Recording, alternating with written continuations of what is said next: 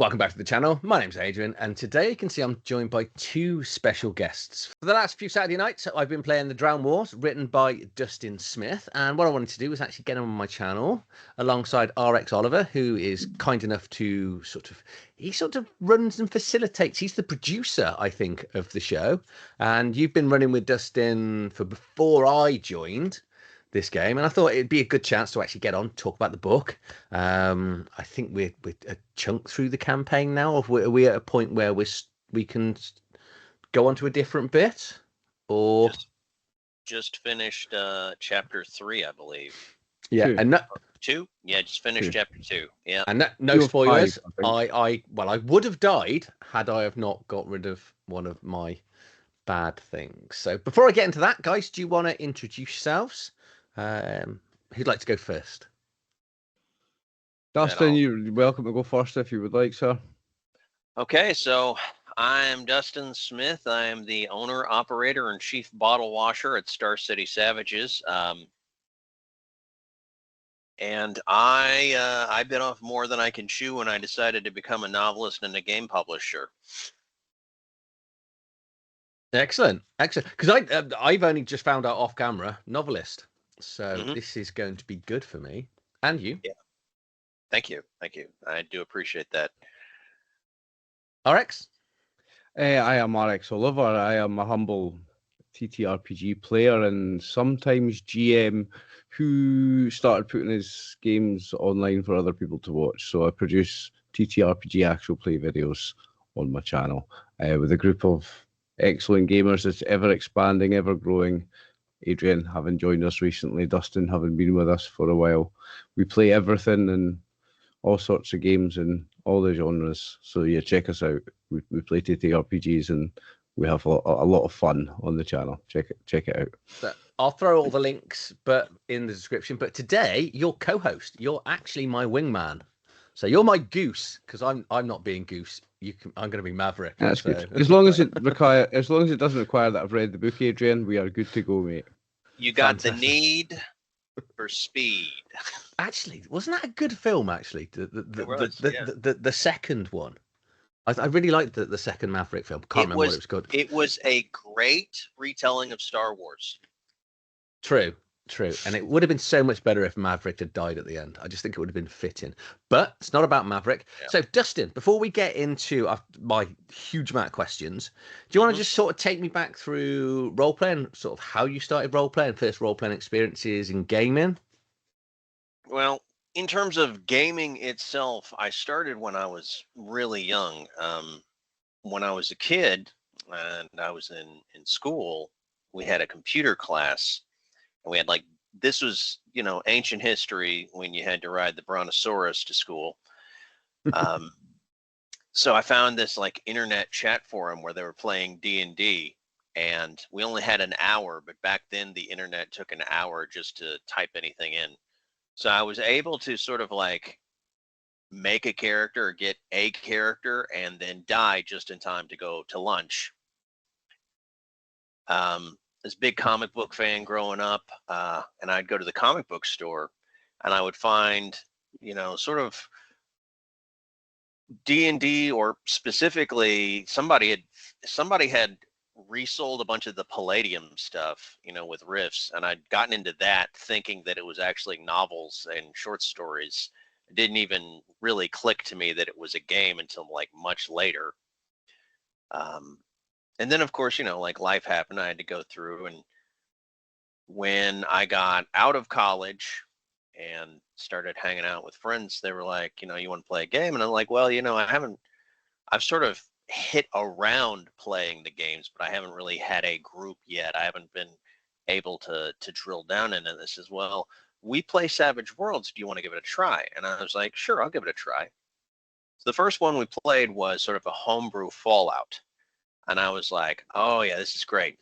So I looked up more to see what there was. I came across Deadlands Noir. I'm a big fan of noir, crime, mystery stories from that era. So I got it.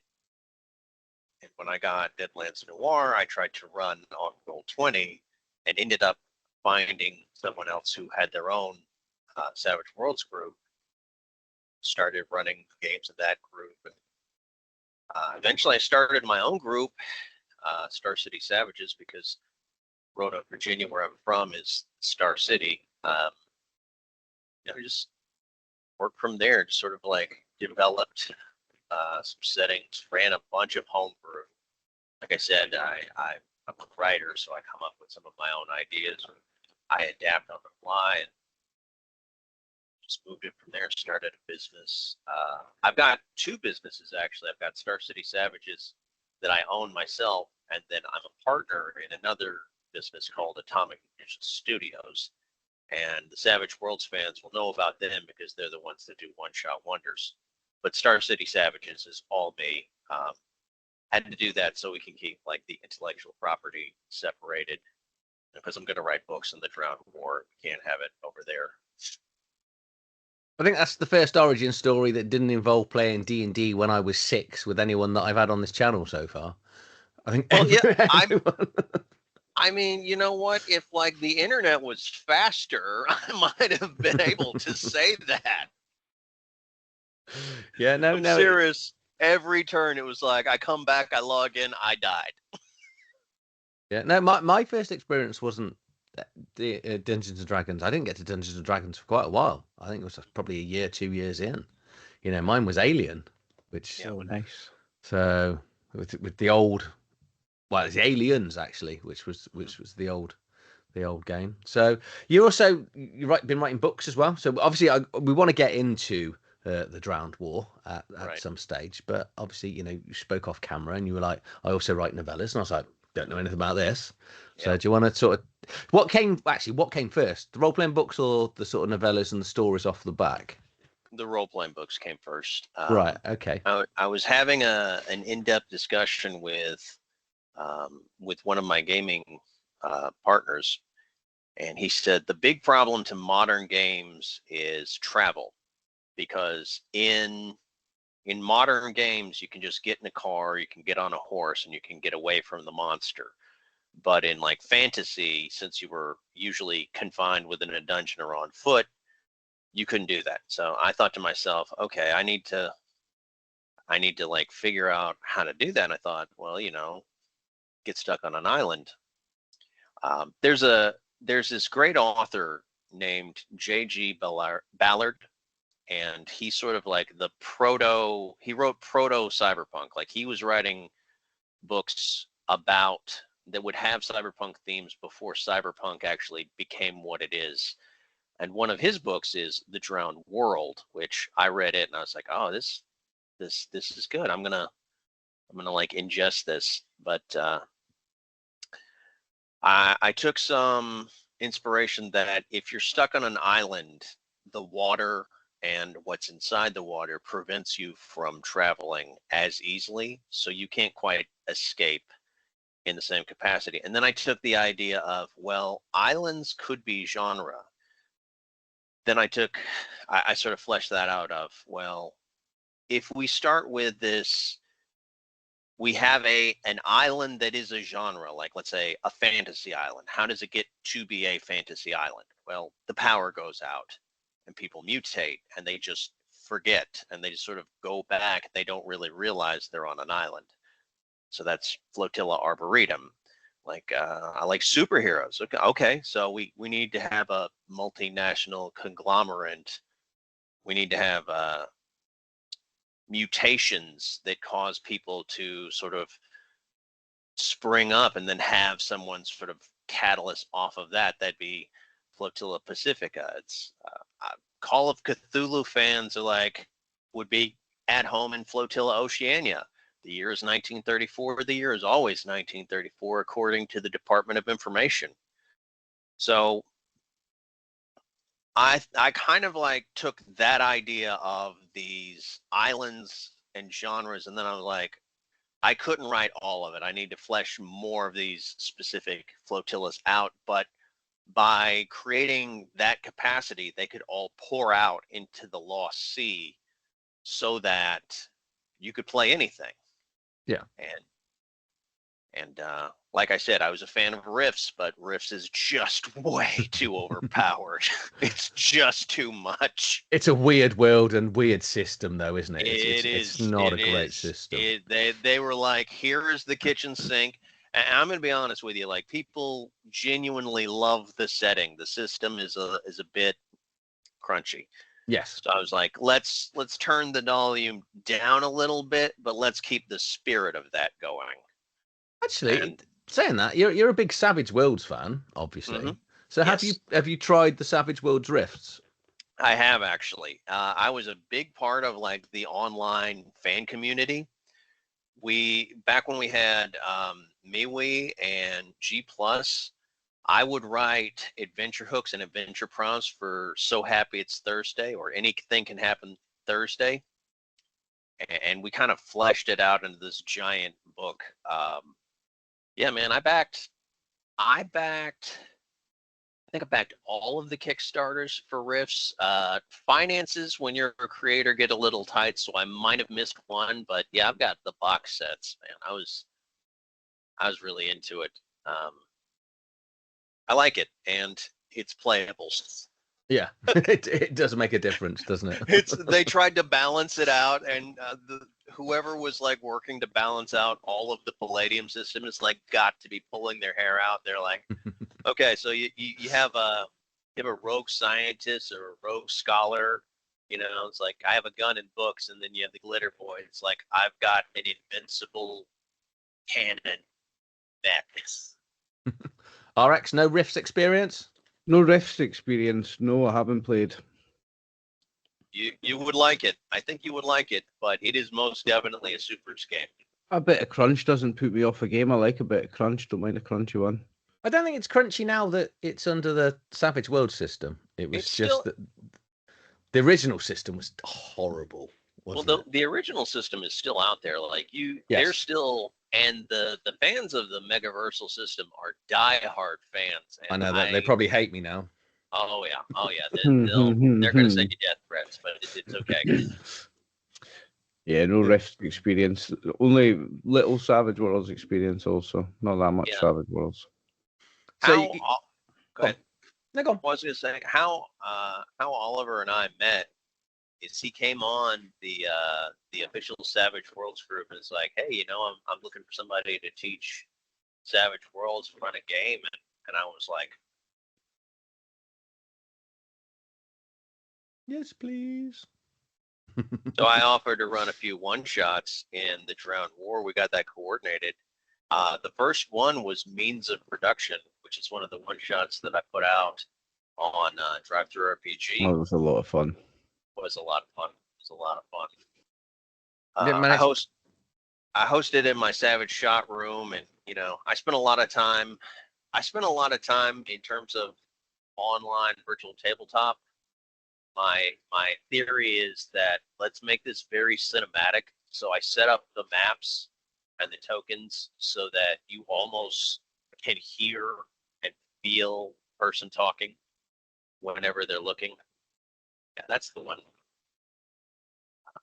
See, here's the links, guys, when you want to buy it. It was really fun. That was the first one we did. It was a lot of fun. I've been hooked ever since. We've played another 4 one-shots, I think, since. So 5 one-shots total in the Drowned War, and we are now 5 sessions into the campaign, having completed 2 out of 5 chapters, I believe. Yep. You just finished a Bugs and Bomb. Adrian's character's dead. Oh shit, we didn't tell him yet, did we? Oh, my language as well. You might have to edit me out. Pardon my French there, Adrian. Sorry. That's the first S-bomb on the whole of my channel ever. Is it? Is it? Ooh. Are you going to leave it in or edit it out? I'm going to leave it in. You knew what you were letting yourself in for when you invited me on, Adrian. So no, your guy was fine. Lumi is okay. Lumi took a delivery. Had to make a package run while they had to go through the topiary maze. And let me tell you, this last session was intense. It was a lot of fun.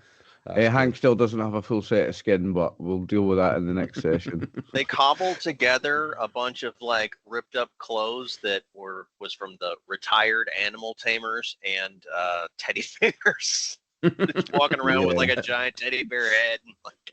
No, that's good. That's good. I'm glad no one died. Well, I'm slightly disappointed Martin's character didn't die. Almost. It was close. Martin's character is like cursed now. He ended up finding like a cursed book, and now he can't get rid of it. Oh, I love cursed books with characters, especially when the player's good enough to go with it. Sometimes you give it to a character and they really sort of push back. They go, yeah. But Martin's good like that. Martin will just run with it, won't he? So yeah, enjoy it. It's a really good group. It's a really good group, and obviously it's on RX Oliver, the channel. Again, we'll put that in there. Go and watch it. I have an absolute blast on it, even though I predominantly fail most important roles, which has been role playing for 35 years, and it's actually the most enjoyable and the best part of role playing. But you know, when you first get into it and people are obsessed with you've got to pass roles, I actually love. This might sound nuts, but I love failing roles because it puts a bit more pressure on the games master because they have to then be a little bit inventive. So I love it when my players fail it as well. And a good games master, the games master can deal with a failure equally as well as a success, and they enjoy both. I agree with you. The failures are very important. Plus, a good story never goes success after success after success after success after success. That doesn't make a good story. That's not how a good story goes. It's going to have ups and downs, highs and lows. And the failed dice rolls are just as important. And on the subject of dice rolls, that's why Savage Worlds is such a great system. Because of the swingy dice rolls, because of exploding dice, there's nothing better than rolling 33 on a 1d6. You can't beat it. You don't get it in any other game. No, and that's what Savage Worlds is good for. And I love the Drowned War Savage Worlds. Yeah, great fun. It's one of those. I avoided Savage Worlds because I thought it was a comedy joke system for probably 10-15 years. It's an action adventure system. It's very cinematic. It is. But it's very much a tactile experience as well. You kind of get it a little bit on Roll20 and things like that because you're still throwing the bennies around. It's so much better in as a games master, just throwing bennies at people and people just throwing the bennies around. It does make it a great experience. I bait my players. Because like with the Drowned War, it uses hard choices, which is a setting rule. It's a Pinnacle setting rule. I'm a third-party licensee, which means that Pinnacle is the company that owns the Savage World systems. Hard choices is that the game master starts with no bennies. Players start with bennies, and as they spend the bennies, the game master picks them up. So I give out bennies like candy. I'm like, oh, you did something cool. Here's a benny. Oh, you made a nice choice. Here's a benny. Oh, I made a mistake. Here's a benny. You're a pig of a games master. I constantly remind you that you could spend a benny. You can spend that. Spend a benny. You want to do a reroll? Give me the bennies. Give me the bennies. Yeah. And then by the end of it, I have like 30 bennies. Yeah, the other week, wasn't it, Chris? I think he needed to do something, and I think he spent something like 10 bennies in a row, and then suddenly you were sat at 15 or 20. Yeah, and we were trying to kill the main bad, and then you had 15 attempts to keep him alive. I think that a meta currency can make or break a game, and it makes it with Savage Worlds. So I think the benny system works really good. It does make it really cinematic and really high stakes and really and you're like, but wait a minute, and it's really like tense and. Great mechanics that you've chosen for your set in Savage Worlds. It's a great game. Really I think the group makes it as well, though, and the games master, because I've ran Savage Worlds, and having ran your game, I ran it appallingly. You ran my. No. I ran Deadlands. Okay. But what I mean is, I ran the Savage World system so badly. Because I wasn't encouraging the Benny system. It was once I sat in I was like, that's how it's meant to be played. It's we're always learning in this. Because that's why I love sitting and playing in games with new games masters and just seeing all the bad habits that I've got, all the weaknesses that you can kind of go, actually, that's a great thing. Need to add that to my experience. So my first, go ahead. Well, I find that when a meta currency works well in a game, it seems to be quite prevalent, quite heavily featured. You use it a lot when it works, because I find the same with Fallout. You're constantly using the action points. And I think it really drives for very exciting gameplay. The fact that you can, oh no, I'm not taking that result. Hang on a second, and it's exciting. I like that. I like the berry system. It's a good mechanic. Yeah, but that again comes down to a good games master. You know, Yeah. I've disliked the 2D20 system for years. I've sat and played Fallout with you, and I've played on Sentience with Al Spader, and I've had the best time with the 2D20 system, like, you know, playing Savage Worlds with Dustin. Mhm. Get the games. A games master needs to know the system sufficiently to make the Benny system or meta currency work. If the games master doesn't, then the whole game seems to collapse around it, I think. My first rule of any game is make it fun.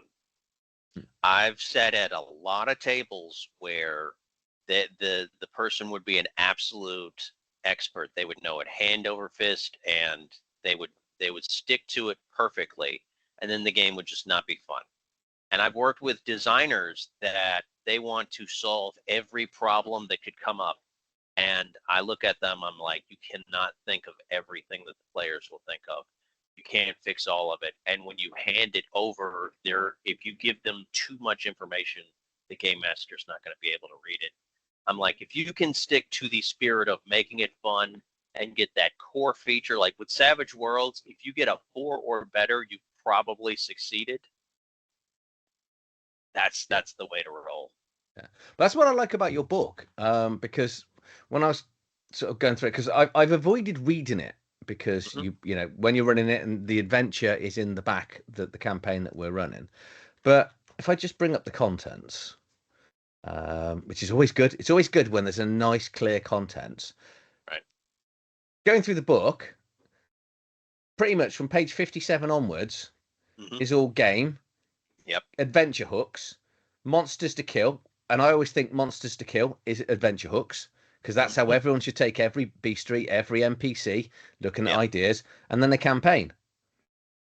There's not, I say not a lot in your book, and I don't mean it in that way. There's so much in here for a games master and enough for a player, which is what makes it really, really interesting and good.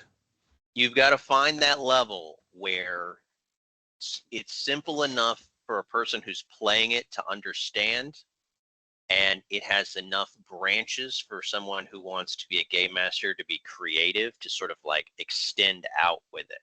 Like in this latest adventure, I took the players have come across this substance called the yellow grime multiple times. It's a psychic fungus.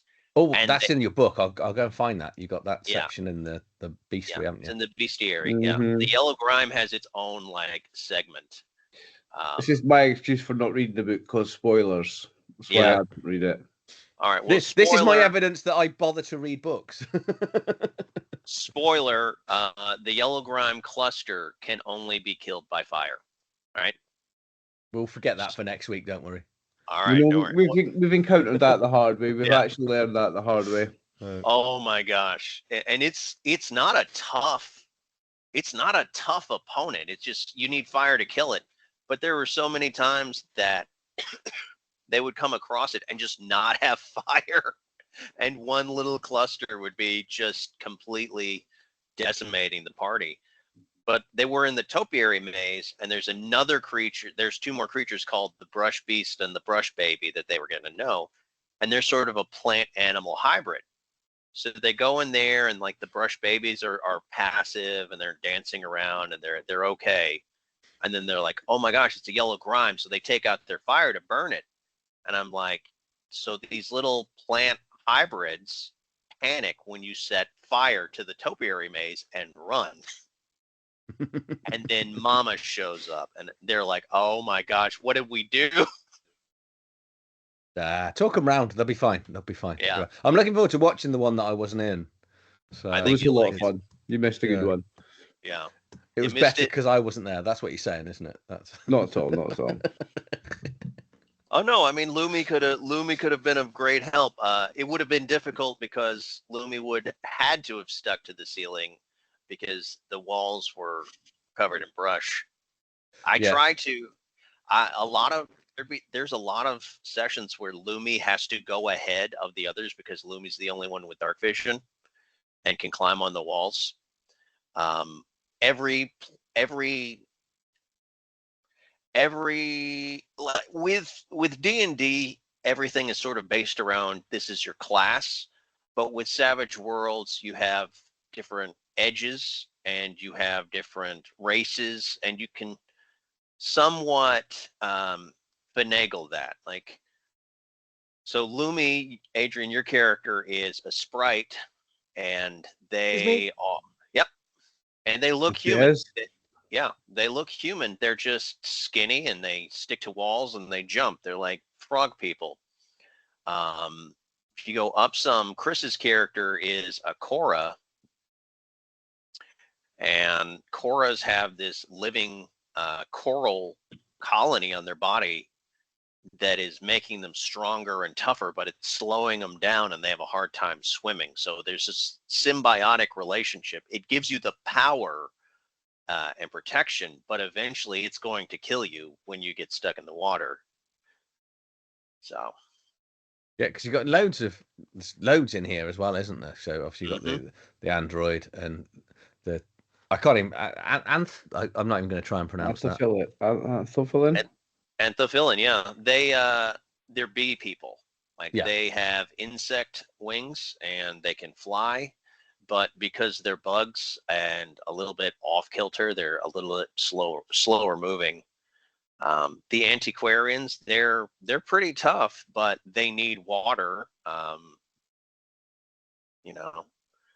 So that, yeah, the Connell, one of my friends, Luis Soterio, he created the Connell and it was like, check this out. And I'm like, Lou, can I use this? He's like, yes, please do. I'd love that. And so Sarah's playing a Connell, and they require a substance called ambrosia to keep their brain functioning. And recently she found out that the brush beasts and the brush babies are what make the ambrosia. And so she's like chasing around these little creatures in the maze. It's pretty funny. And then we've got the furries, which that's what I'm doing next time. When I die, I'm coming back as a furry. Yep. They look quite interesting. Then the kitsune, sort of cattish feline people. I got that impression. They're the stripper folk. The strippers. Yeah.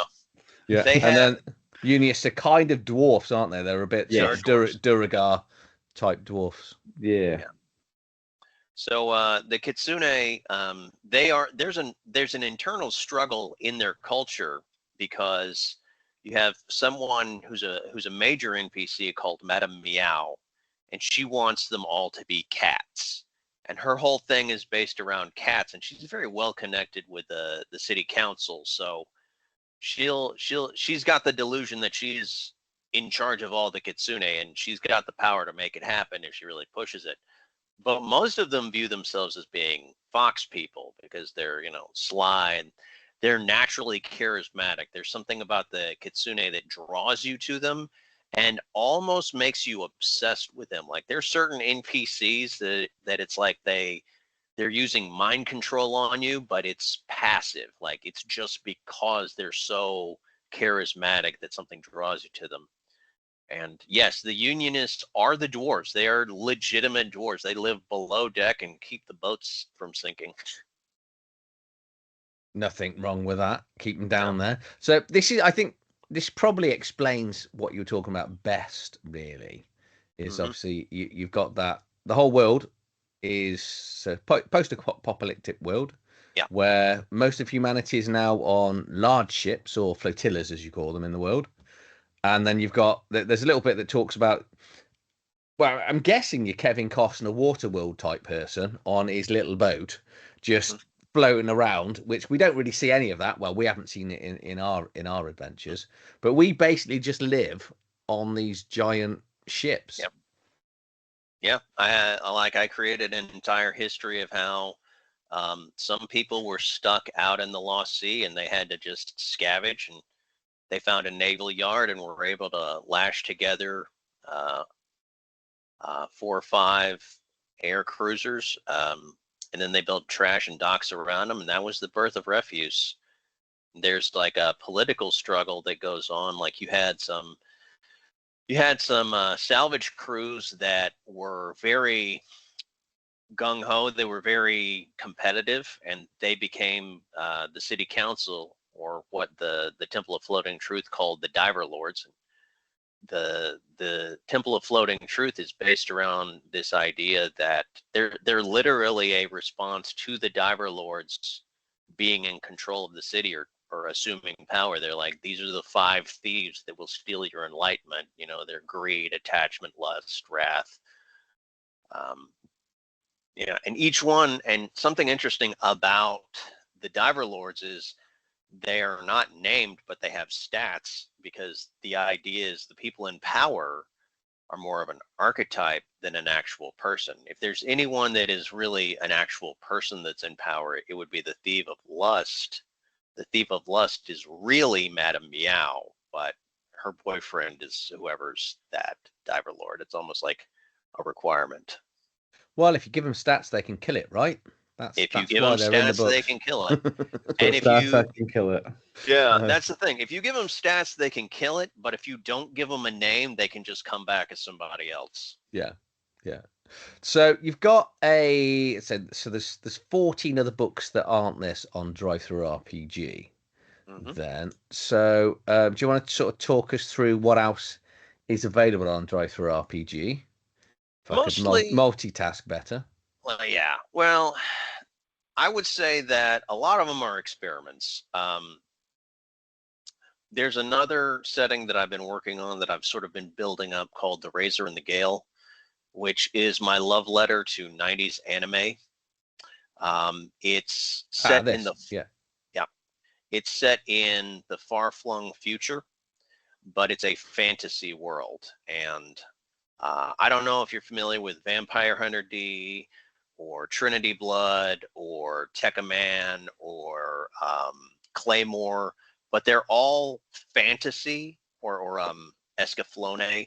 They're all fantasy worlds, but they have like advanced technology. And Razor and the Gale is my love letter to that era of anime. So it's a low-level, pulp-level, super-powered game. You need Savage Worlds, and then you also need the Superpowers Companion, because Savage Worlds has a Superpowers Companion. Yeah. And yeah, man, people slug it out. Like, there are floating cities, there are witches, there's nanotechnology that makes the magic happen. Is this adventures for it, or is this just more expansions as well? So you need the core rule book, the main setting book for it.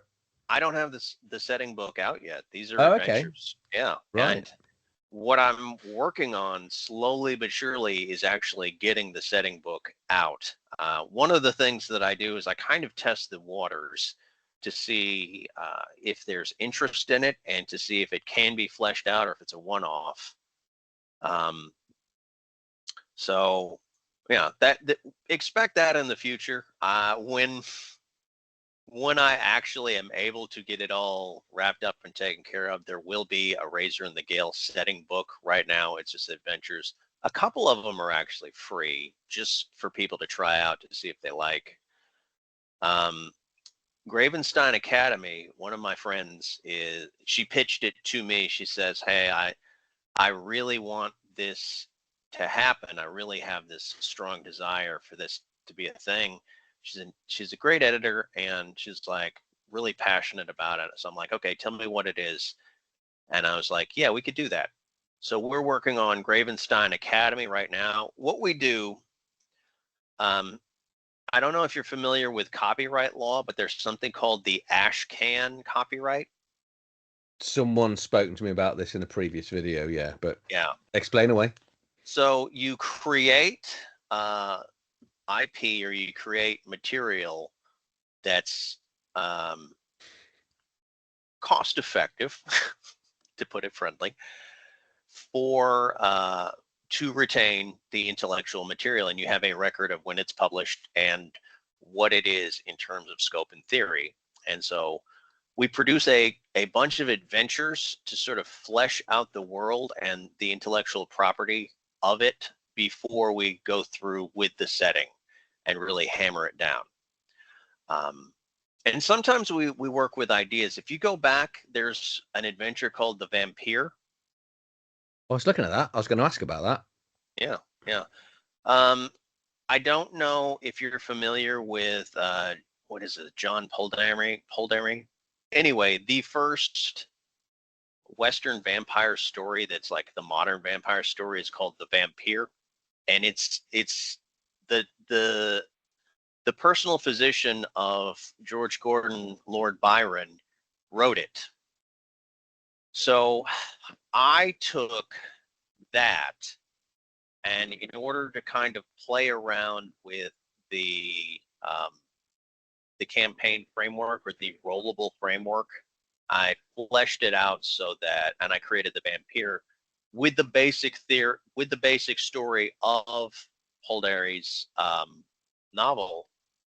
And then I was like, okay, if I was going to make or structure a one-shot so that it could be played multiple times, or people could play the game and the game master could play later, how would I do that? And I said, well, I'd add randomization.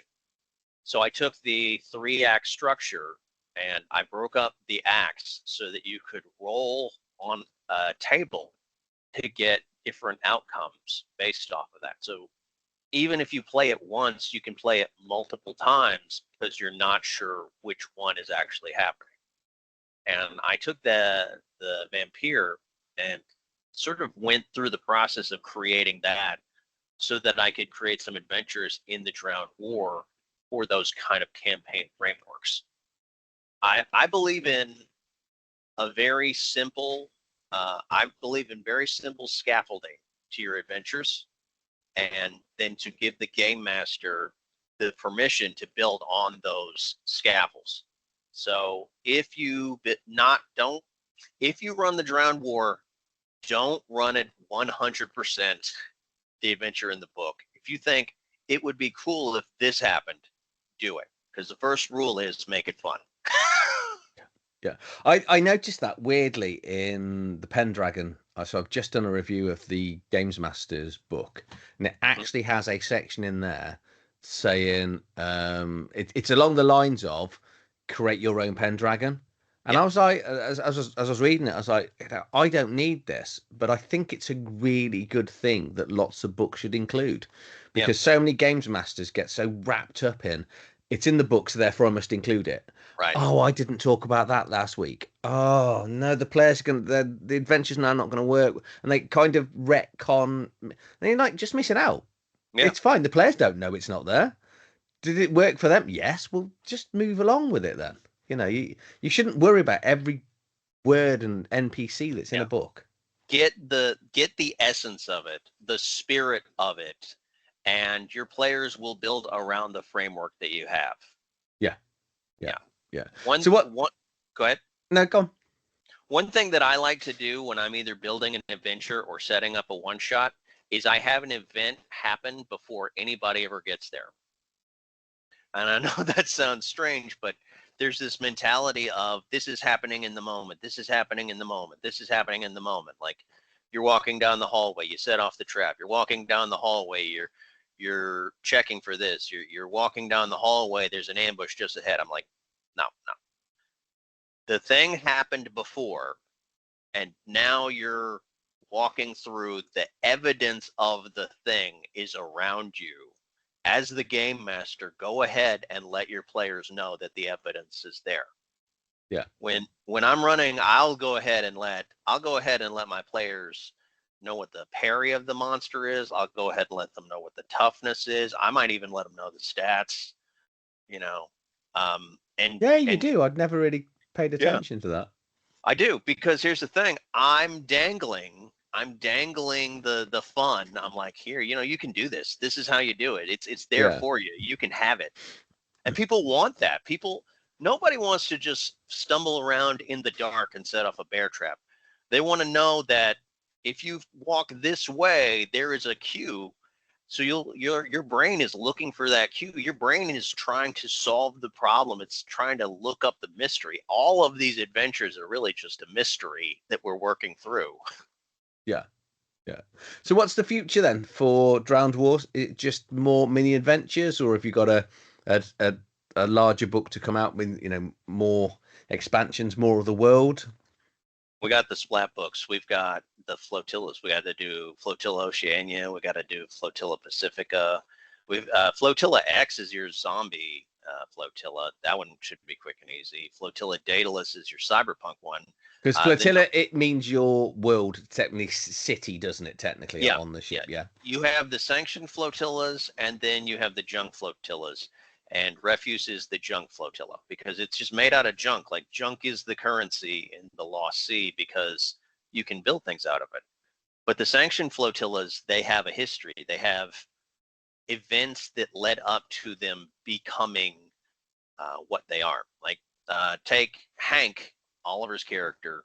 He comes from Flotilla Labori, and that's the mech flotilla. And what happened there is that I don't want to do too many spoilers, but according to he won't listen. It's all right.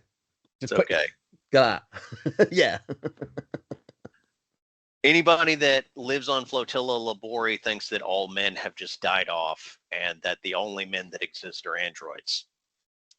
And when they get out of Flotilla Labori, they're like, wait a second, the leaders of our flotilla lied to us. They're over a military base. Like they were caught in a storm that blew them over a military base, and the base AI thinks they're attacking it. So it keeps like using like chemical vats to create mutants and throw at them. So they're fighting kaiju, and they're fighting the mermaids you came across were actually like elite soldiers. They're like literal female, like Navy SEAL shark women.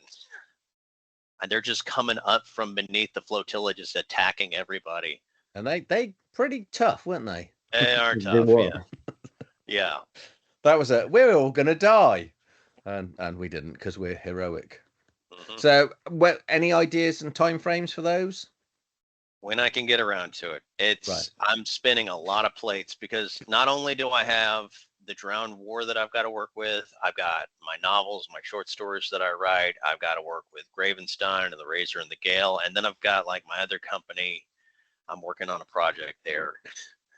So yeah, I've made poor life decisions and I'm paying for them.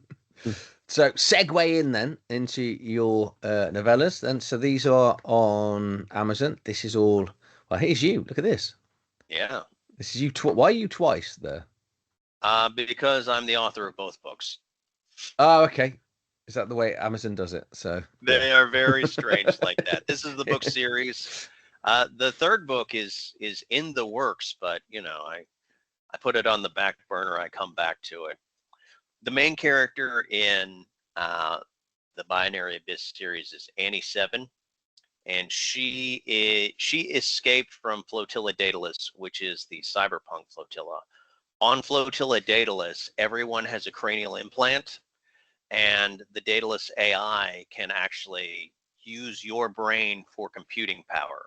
It's the most powerful flotilla AI in the world because it can literally draw processing power from its citizens.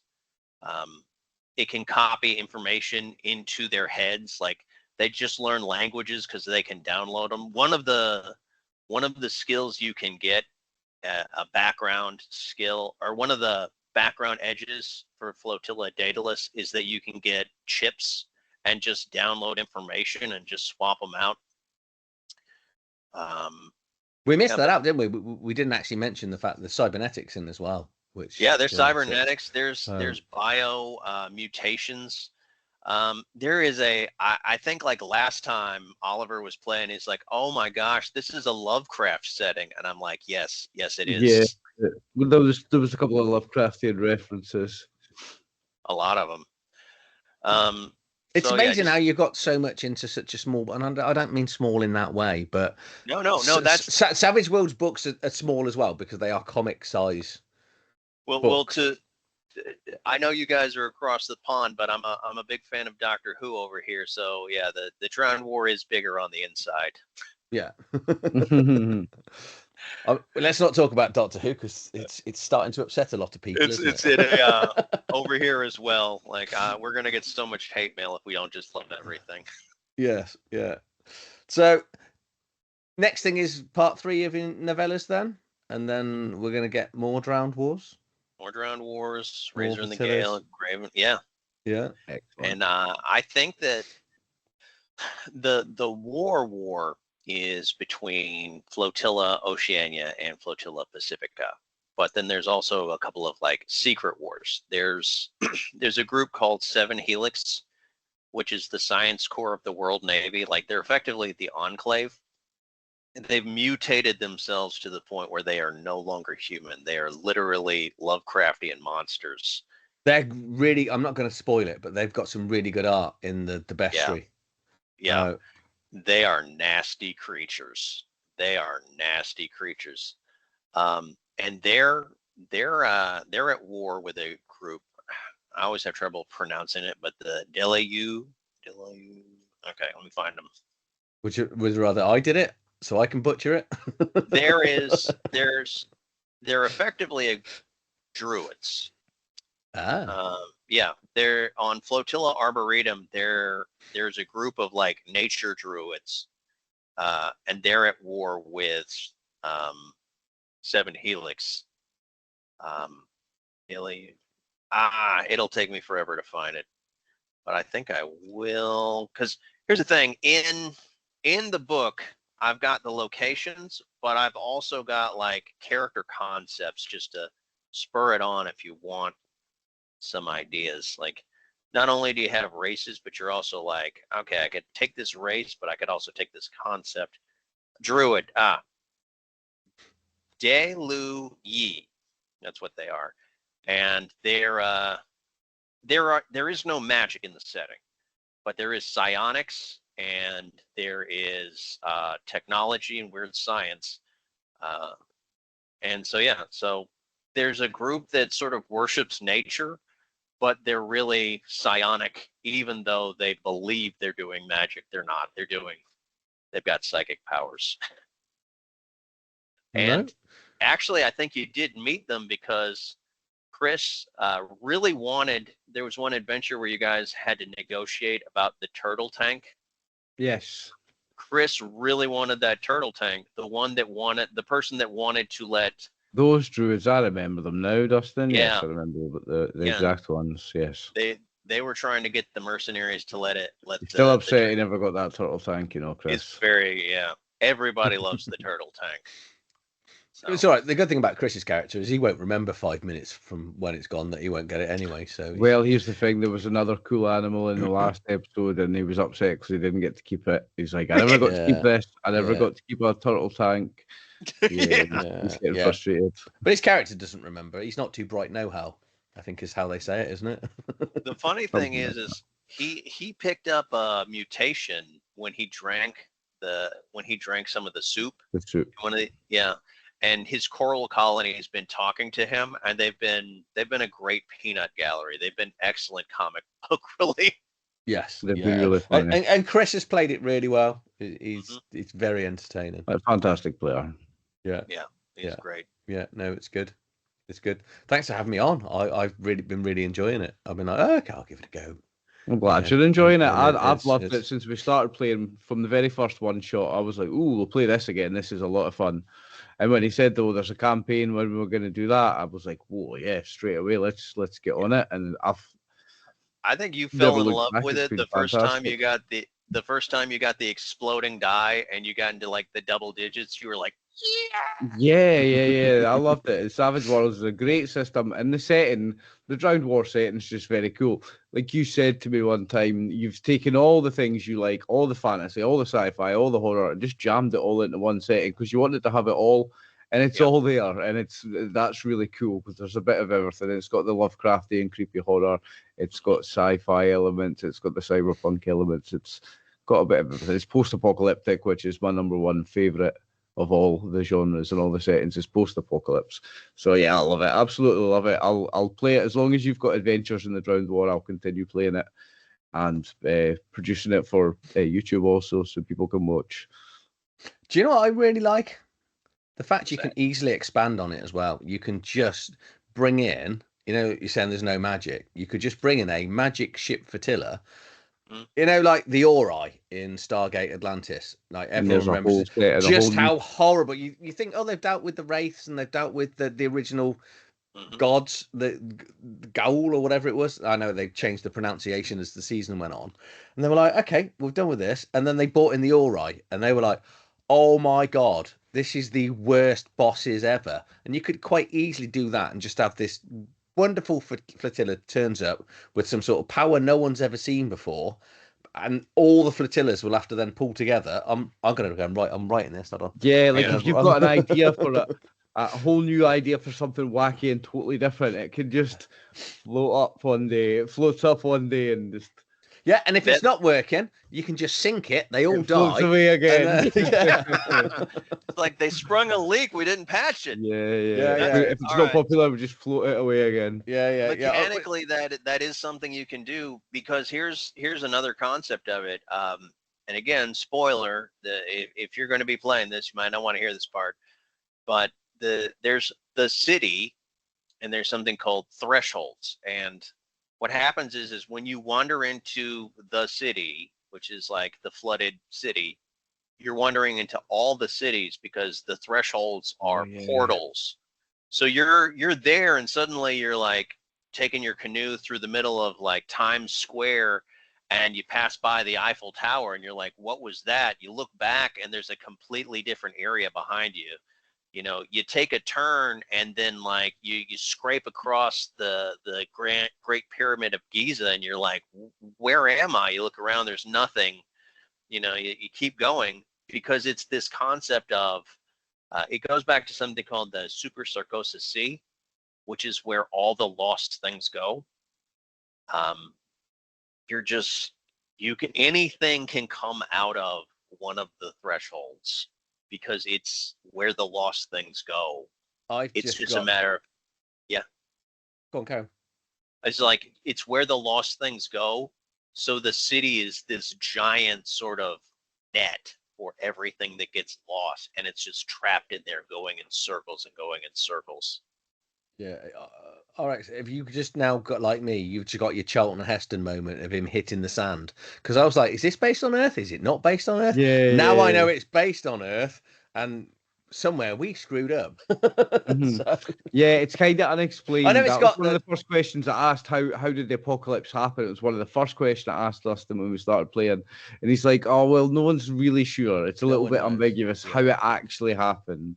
Yeah, which is cool, because you can kind of have your own theories, and the whole adventures could come from that plot hooks. But it means the games master can have their own idea as well. There's sometimes you pick up these books and you can write it out, this wonderful history, but most games masters either won't read it, or, for example, I will misread it, so I'll make it up myself. So why not just leave it vague and let players... And it also saves you a shed load of pages and writing, and makes the books cheaper. Yeah.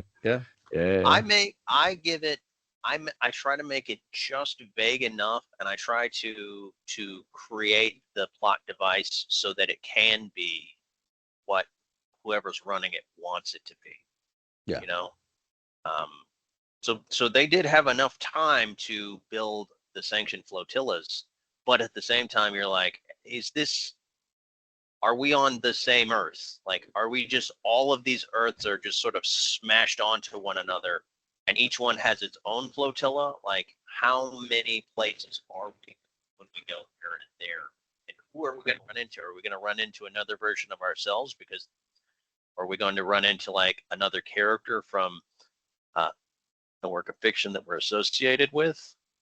But yeah, I like to make it so that I don't want to stifle another person's creativity. I want to do improv. I want to do a yes and no but. It's like there's no magic, but there is psionics, and that explains how people are doing this.